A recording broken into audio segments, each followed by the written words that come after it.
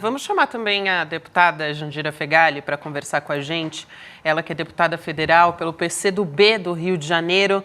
Deputada, bom dia para você depois de um dia tão difícil no Congresso Nacional. Eu pergunto quais são as consequências ainda piores, já tão difíceis para a gente combater as fake news aqui no Brasil. E aproveito para perguntar também, porque as eleições municipais já estão aí batendo na porta, o que a gente vai poder recorrer? É só o Tribunal Superior Eleitoral? Qual que é a saída? Bom, primeiro, bom dia, é um prazer enorme falar com vocês. Tava com saudade, viu, Eduardo? Tava com saudade de você. E para quem não sabe, além de nossa mestra, a deputada mais admirada, estou falando aqui pessoalmente, né? Então eu posso falar isso, deputada mais admirada, minha amiga e tudo, além de tudo que ela é professora do ICL, e o curso dela faz o maior sucesso no ICL. Tem um curso da Jandira Fegali no ICL, que é absolutamente incrível, que fala sobre saúde pública, que fala sobre vários assuntos aí que vocês que fazem parte do ICL deveriam assistir. Professora, não vou nem chamar de deputada hoje, professora, bom dia. Baterista, então, que também não sabem sobre a Jandira, que é uma excelente baterista para complementar isso tudo. Sou multifacética, como disse o Eduardo, mas é uma história de vida, né, que um dia eu ainda conto. Mas olha, primeiro é um prazer estar com vocês aqui, mas dizer o seguinte, a sessão de ontem, antes de responder a tua pergunta, a sessão de ontem foi uma coisa absolutamente bizarra. Eu não pude estar no Congresso, eu tive um acidente no gabinete, fraturei um osso do pé e não estava conseguindo ficar fazendo esforço, mas acompanhei toda a sessão remotamente e votei em todas as matérias.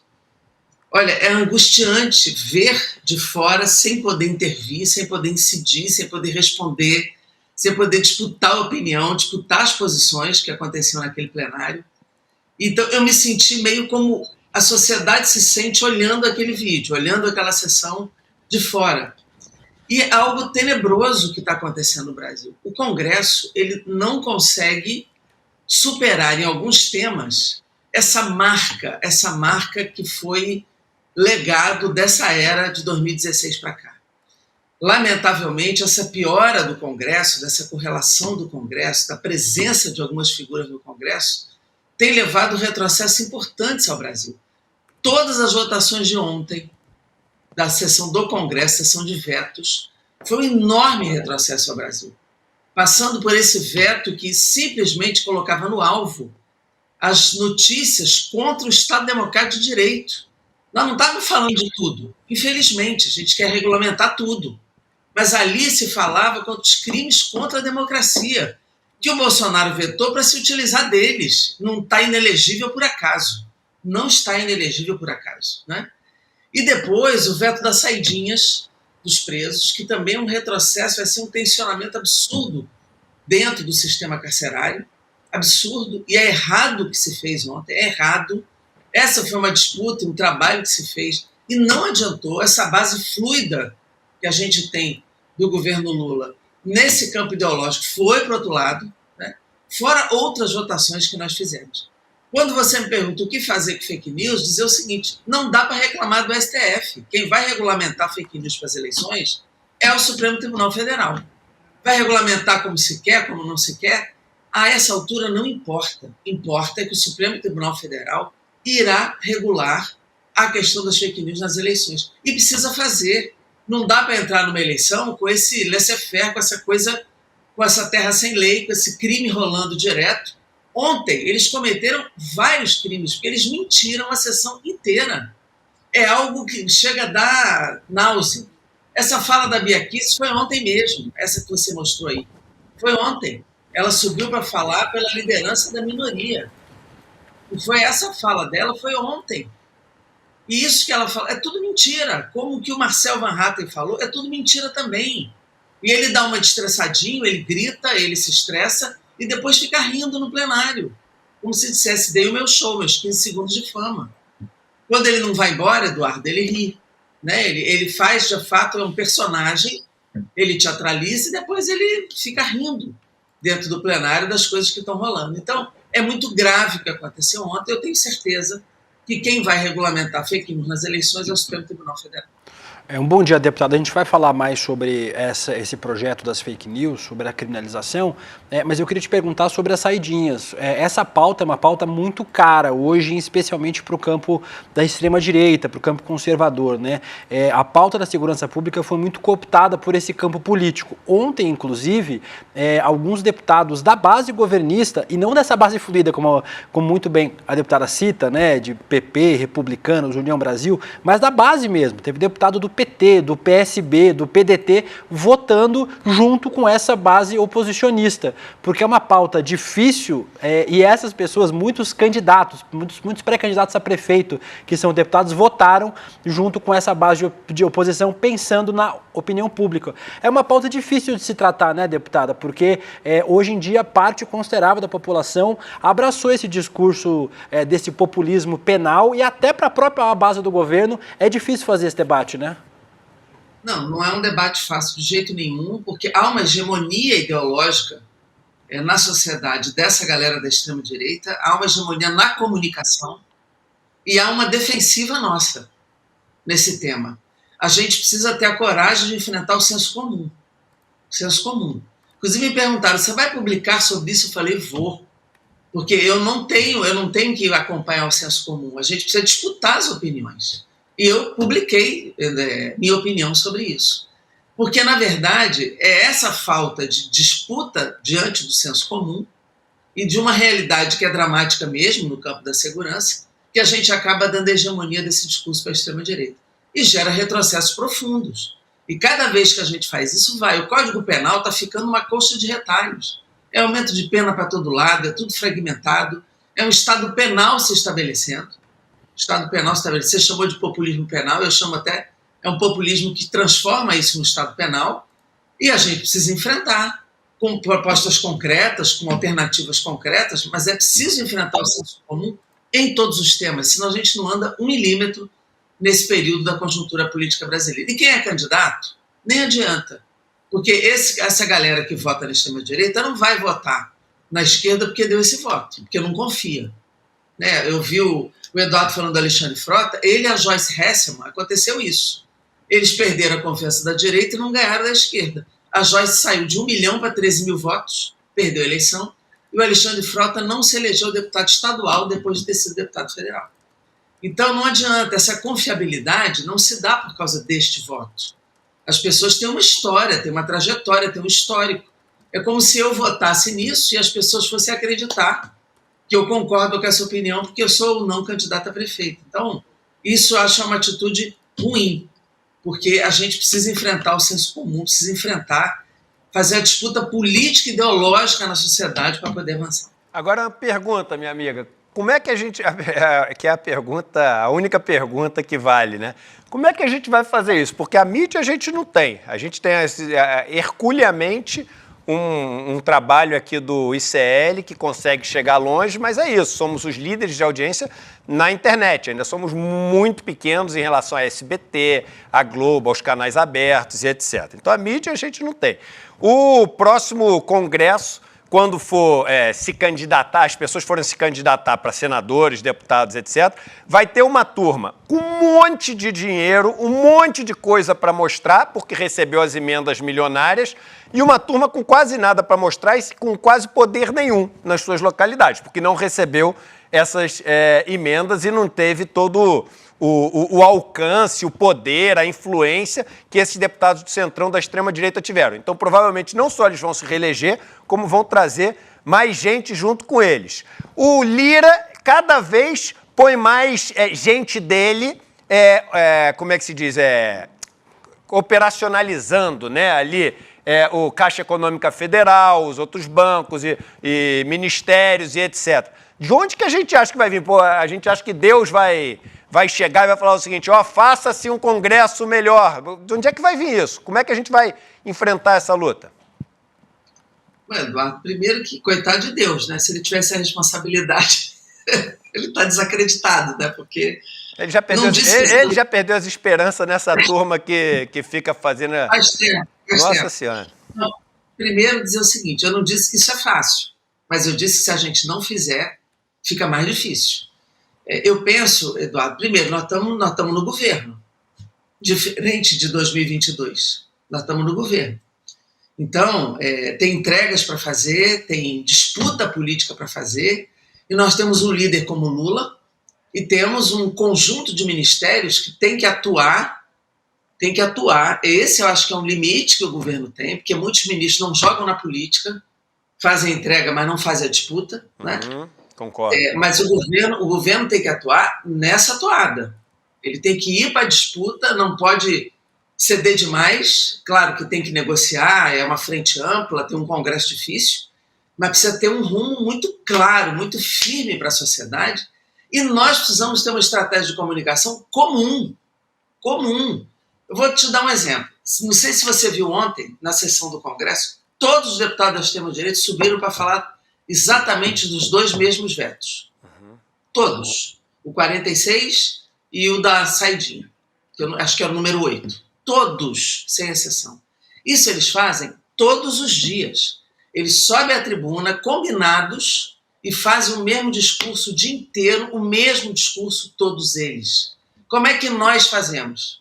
Um fala da Palestina, o outro fala da fake news, o outro fala da Minha Casa Minha Vida, ou seja, não fica nada. Não fica nada. Começa a nossa dificuldade por uma falta de estratégia de plenário que eu venho cobrando há 200 anos no Colégio de Líderes, no Colégio dos Vices, eu sou vice-líder do governo agora. E isso tem que combinar não só a gente bater nas mesmas questões, como a gente ter uma estratégia comum de redes. Se nós somarmos as nossas redes, a minha, a de outros deputados, a do Fernando Haddad, do Lula, dá mais de 60 milhões de pessoas. Se a gente tiver uma estratégia de comunicação comum, de falar a mesma coisa, na mesma hora, na mesma semana, batendo na mesma disputa, disputando com o conteúdo, a gente começa a fazer algum efeito. O que não dá é para fazer como a gente faz hoje. Claro que a gente não tem a mídia. Em algumas pautas de costumes, por exemplo, a gente até tem algumas mídias. Não Record, não SBT. Mas a TV Globo, por exemplo, em algumas pautas de costume, por exemplo, que é onde eles marcam, pode ser aliada em alguns aspectos. Não é na economia, essa daí esquece, né? Mas na pauta de costume pode ser. Mas nós temos a responsabilidade de fazer isso. O Lula tem o chamado horário oficial, os ministros têm os horários oficiais da TV aberta. Nós temos que fazer a disputa, nós temos conteúdo, nós temos entrega, nós temos proposta, mas tem que fazer a disputa. Por mais difícil que seja, se não começar e não estruturar uma estratégia de comunicação, aí mesmo é que nós não vamos. Estamos alinhados. Penso, a única esperança que eu tenho é que a gente, de fato, consiga, tendo o governo Lula, fazer um congresso menos pior. Não sei se a gente vai conseguir, mas é a única expectativa que eu tenho. Além disso, é preciso estar nos territórios, nas lutas sociais, lá na ponta, tem que ir lá na favela, na comunidade popular, tem que ir no movimento social. A gente tem que estar na base real para fazer essa disputa. Senão... E só para dar uma notícia, tá? A turma está indo. A turma deles está indo na base. A turma deles está com um projeto de empreendedorismo. A turma deles está com um projeto da igreja que está fazendo não sei o quê. Então, esse negócio de que a gente tem que ir, já estamos atrasados, mas temos que ir. Já temos que ir, é isso mesmo. Eu estou dizendo aí, muitos de nós já vai, mas tem que ir todo mundo. É isso aí. Eles fazem escola, tem deputado, tem 1 milhão de alunos nas igrejas evangélicas. Eles têm uma estrutura de formação de quadros também. Então, nós temos que saber investir e fazer a disputa. Tem outra questão também, deputada, a gente está falando aqui da saidinha de presos, né? Tem também a proibição, de uso de verbas do orçamento para aborto, foi uma das pautas que foi discutida, e tem também a cirurgia de modificações corporais, né? Eu chamo aqui de modificações corporais segundo a ANTRA, a Associação Nacional de Travestis e Transsexuais, muita gente conhece popularmente como transição de gênero, que gera também, movimenta a base da extrema-direita bolsonarista justamente pelo pânico moral. Mas eu não quero deixar de falar, justamente porque a senhora é da área da saúde, a Comissão de Constituição e Justiça da Câmara ontem aprovou um recurso para que volte a tramitar, na casa, um projeto que veta a obrigação da vacinação contra a Covid no calendário nacional de imunização infantil. A autora desse projeto, inclusive, é a Júlia Zanata, que é uma deputada bolsonarista muito conhecida, e ela chama isso de autonomia das famílias na aplicação de vacina. Eu queria perguntar qual a chance disso realmente avançar e ter um impacto na imunização nacional, que já vem sendo nos últimos anos desencorajada e tem diminuído a quantidade de pessoas e de crianças, principalmente nos postos de saúde, né? Bom, primeiro, a Júlia Zanata, ela fez uma notícia-crime no Supremo contra mim, né? Porque eu dei uma opinião sobre ela na imprensa, que me procuraram. E ela entrou com notícia-crime quando a deputada Alice Portugal também, que no embate que nós tivemos lá no Conselho de Ética, a chamou de fascista, então nós temos notícia-crime. Não sei se vocês viram, ela lançou uma bonequinha, ela está ganhando dinheiro com uma bonequinha com arma na mão, dizendo espanta comunista. Ou seja, uma ameaça clara a nós, né, de violência. Ela estimula a violência com esse tipo de coisa. Nós estamos estudando a possibilidade de entrar com uma ação para tirar essa bonequinha. Essa tiarinha de flores que ela usa aí, eu lembro da foto das crianças no período do nazismo, todas com essa tiarinha igualzinha a essa daí.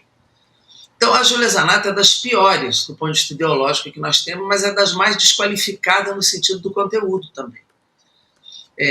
Esse projeto, na minha opinião, apesar de aprovado ali na CCJ, onde nós não temos maioria, eu acho difícil que ele vingue, porque a negação à ciência é algo que já caiu de moda, pelo menos para a maioria, não para essa turma. Essa turma continua negando a ciência. Mas eu penso que é difícil evoluir um projeto que impeça a vacina da Covid entrar no calendário de vacinação por conta desse tipo de... Aí, a bonequinha que vocês estão... Vocês acham tudo, né? Muito rápido. Então, é muito difícil que a gente tenha a aprovação no plenário de um projeto como esse. Acho difícil. Mas, a essa altura, como tudo é possível, eu fico aqui de pés atrás. Mas eu penso ser difícil uma coisa dessa vingar. É um PDL, na verdade. É um projeto de decreto legislativo que cancela um outro decreto. Então, eu acho difícil um projeto desse passar. Eu acho até que dá para negociar não pautar. Não pautar, né? Porque é tão absurdo que é melhor nem levar isso a plenário, nem pautar o recurso.